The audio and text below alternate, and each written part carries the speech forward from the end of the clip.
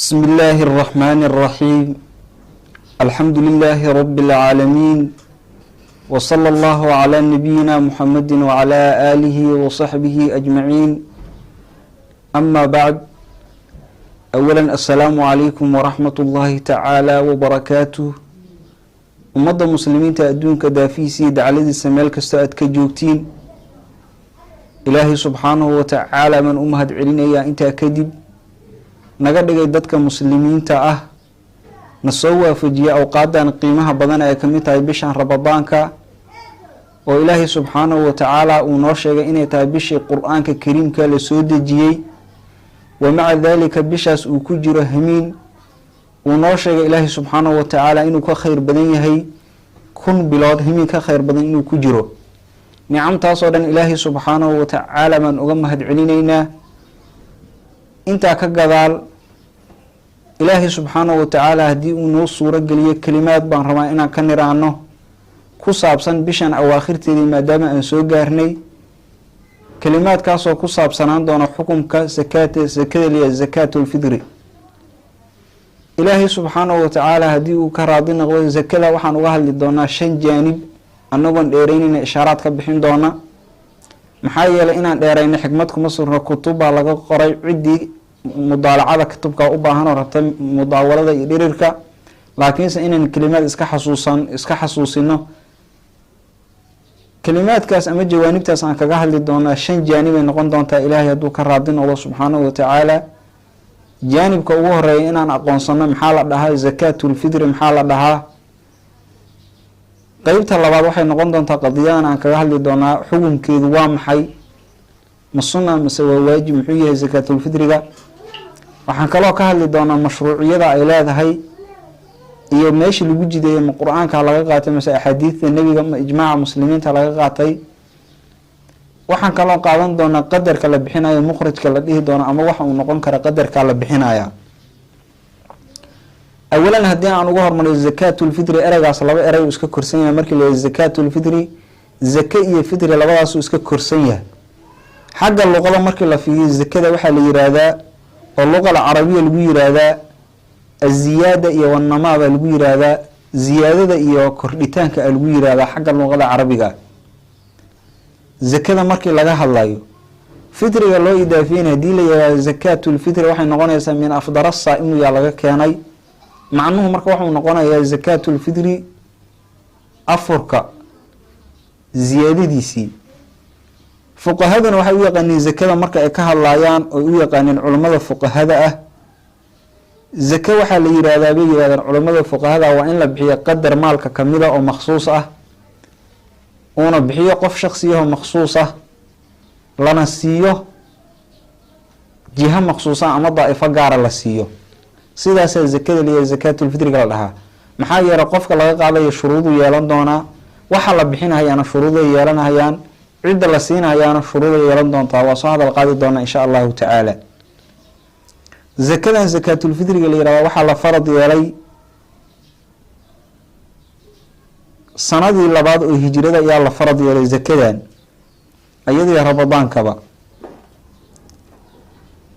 asalna waxa uu ah زكاة زكاة الفطر إلهي سبحانه وتعالى قول كسؤوليه قد أفلح من تزكى وذكر اسم ربه فصلى إلهي سبحانه وتعالى وحوليه قد أفلح سبب وحولي باني من تزكى قفك نفسدي صدهريو زكاة اسكبحية سيداسي علماء المفسرين بعد جود كفصلين زكاة إن آيدا نسودتي زكاة الفطر وقت جيد أحاديث النبي كان وحي دليل صلى الله عليه وسلم حديث ورنا سعيد الخدري أبو سعيد الخدري حديث ورنا يا حديث ورنا عبد الله بن عمر ورنا والنبي صلى الله عليه وسلم عبد الله بن عمر ولها لفظ حديثك أن رسول الله صلى الله عليه وسلم فرض زكاة الفطر من رمضان النبي صلى الله عليه وسلم فرض إلى زكاة الفطر بشهر رمضان حقيدنا كفرض إلى النبي صلى الله عليه وسلم صاعا بون النبي فرض إلى النبي صلى الله عليه وسلم حديث كاس دليله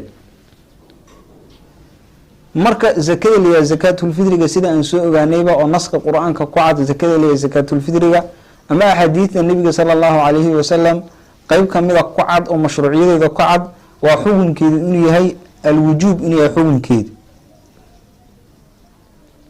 sidaasayna ku tageen culamada jumhuur culamaa sidaasay ku tageen, inkastoo ay jiraan culamada ahlu daahirka qeybo kamida ay leeyihiin waa sunno mu-akada ah. marka maadaama ay waajib tahay waa goormo xilliga ay waajibaysa, awqaad bay iska leedahay zakadan la bixiyo leeyahay zakaatulfitriga walaalayaal. awqaadda ay leedahay 5 waqti bay zakadan iska leedahay. waqti waxaa leeyahay waqtuljawaaz oo waa waqti la bixin karo, waqtina waxaa leeyahay waqtulwujuub a layidhaha waa waqti ay waajib tahay, waqtina waa waqti la sumaynayo oo sunno ay tahay, oo macnaha waajibkiibaa haddana lagu sii sunaynaya in xilligaa lagu bixiyo awqaadda markii la fiiriyo. waqtina wuxuu noqonayaa waqti ay karaaho tahay, waqtina waaba xaaraanba in la gaarsiiyo zakaatulfitriga. waqtiga jawaaska ugu horeeya waqtuljawaaska xilliga ramadaanka gudihiisa waa lagu bixin karaa, tacjiil waa la samayn karaa ama degdeg. waqtigaas waxaa la yihahdaa waqtuljawaas a la dhahaa. maxaa yeelay waxay ku waajibtaa sakada layahay zakaatulfitri biidraakeyn ay ku waajibtaa, oo qofku inuu ramadaanna waqti ka haleelo, bisha ka dambayso shawaal ama soofur loo yaqaan inuu waqti ka haleelo, labadaas sabab bay ku waajibtaa. labadaas sabab mid kamida marka hadii la heray zakaatulfitri waqtuljawaas ay joogtaa waa la bixin karaa. waxaa kaloo jira waqti la dhahayo asagana waqtulwujuub. waqtulwujuub waa markii labadii idraagba la helo, oo qofkii ramadaankiina qeyb uu ka haleelo, bishii shawaal la oran jiran uu qeyb ka haleelo, ama bishii soonqaadka iyo bishii soonfureed qeybo kamida uu haleelo. galabtii qoraxdan weli dhicin hadduu qofku inta dhasho oo caawina uu shawaal gaaro, labadii idraag buu hela wuu laga bixinaya. waqtigaasna marka waxa la yidhaha waa waqtulwujuub, waa xilliga ay waajibto ay dhamaystiratay labadii idraagba. zakadan waxaa iska leedahay waqti saddexaad oo la yihahdo waqtul istixbaab ama waqtu nadbi, waqtiga la sunaynayo in lagu bixiyo. waqtigaasi wuxuu noqonayaa qabla salaada ka horu noqonaya, intii aan salaada la tukan in waqtigaas lagu bixiyo. waqtigaas waxaa la yihahdaa waqtul istixbaab baa la yihahda. maxaa yeelay waxaa la rabaa xigmadeedaan ogaan doonaayo dadka masaakiinta inta waxooda la sii siiyo salaada inay wax kasoo tukadaan la rabaa. waqti afraada jiroolaya waqtulkaraaha, waa in xilliga salaada kabacdi qofku uu bixiyo. waqtigaasna waxaa la yihahdaa waqtulkaraaha la yihahda, sabab la-aan qof uu iska dibdhigo. ayadana waqtigaas way gudmaysaa laakiinse karaahay noqonaysaa. waqtiga shanaada u dambeeya zakaatulfitriga lagu bixin wuxuu noqonayaa waqtu taxriim ama waqtulxurma. waa in la yihahda maalinka dhan oo ciidda dhan baa laga bixinayaa, maalmaha kale loo dibdhigaya. waqtigaasna asagana lama ogola, waa waqtulxurma. idan waa waajib zakaatulfitriga xukunkeeda sidaan ogaanay. awqaadaas shantahaana lagu bixinayaa oo waqtiga ugu dambeeya uu yahay waqtu taxriim. marka idan qof kasta waxaa u munaasaba inuu bixiyo waqtiga istixbaabka ah.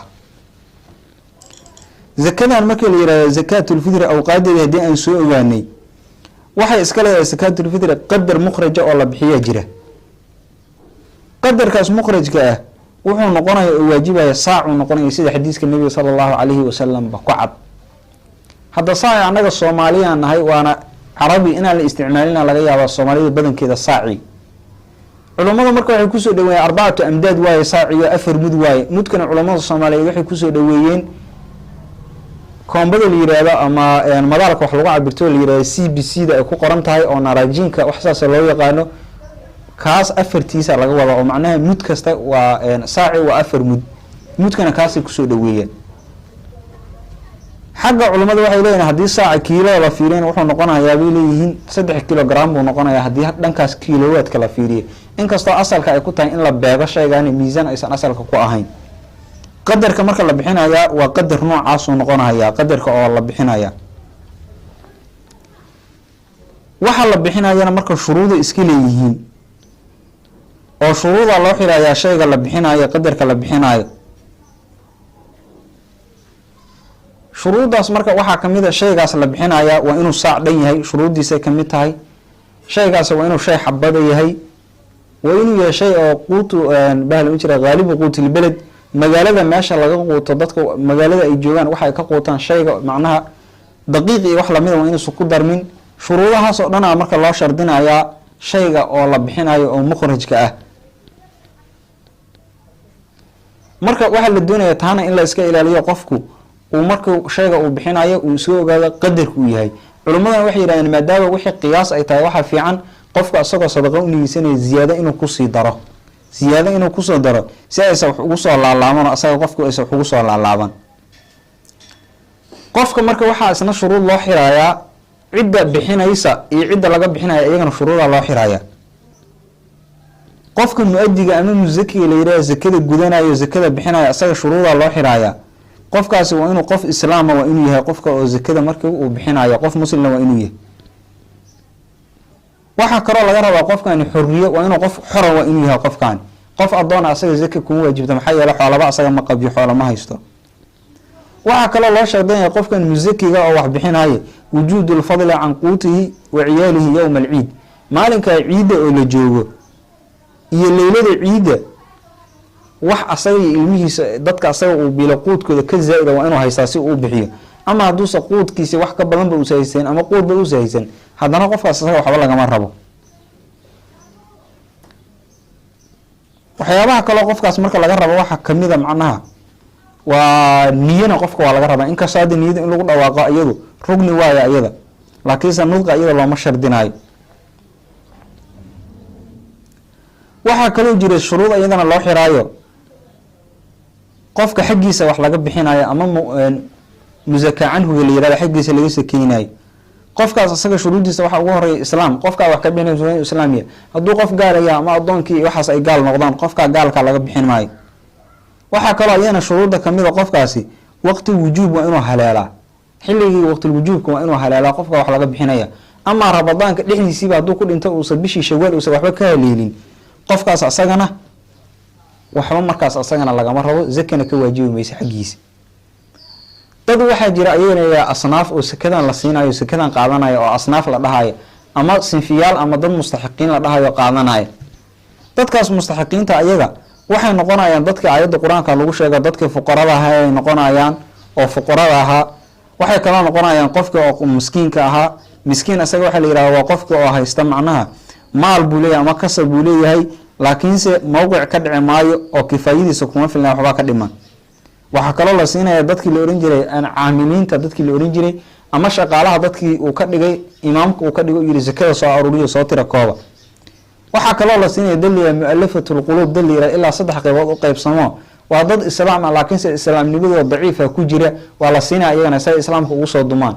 ama islaamnimadu daciif kuma jire haddii ayaga zakada iyo la siiyo islaamku uu soo dhaweeyo kuwa kale islaamnimadu la shinsanaya ayagana kuwaas waa la siinaya. waxa kale la siinaya dadka adoomada la kitaabiyay kitaabada saxiixada la kitaabiyay oo la yiri intaas oo lacag ay keento xora noqonaysa kaasna asagana waa la siinaya.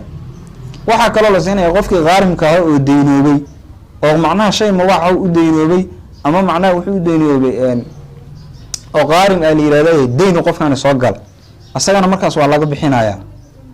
waxa kale oo zakada ay ku baxaysaa la siinaya qofkii macnaha jihaadkii dadkii qusaada ah mujaahidiinta mutadawiciinta jihaadka aan lacagta ku qaadanin kuwaas ayagana waa la siinaya. qolada u dambayso la siinayaana waxa waaye dadkii musaafiriinta ahaa qofka hadduu musaafir yahay inta uu xaajada uga baahan yahay asagana laga siinaya dadkaas marka la siinaya. marka mas'ala waxa jira muhiim ah oo dadku badan ay isweydiiyaan halka soo gali karo qofkii wax bixinaya oo musakiga iyo dadka laga zakeynaya haday laba gobol kala joogan.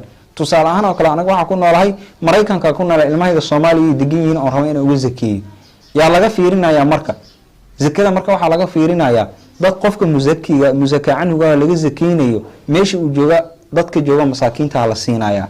qofkaasana la fiirin maayo midka musakiga wax bixinaya ictibaarta waxa iska leh kuwa ayaga laga zakeynayo kuwaas marka meeshii joogana la siinaya. maxaa yeelay nabiga sallallahu alayhi wasallam xigmada ku jiduu nooga sheekeeyay zakada la yiraahdo zakatul fidr. nabiga sallallahu alayhi wasallam xigmadana wuxuu noogu tilmaamay inay tahay ducma oo macnaha duhratul lisaim qofka saa'imka zakadana way dahiraysaa rafadkii waxyaabihi ka dhacay ka dahiraysaa wa ducmatu lil masakin waayo qofka miskiinkaana maxay u tahay quudu asaga ka dhiganaya.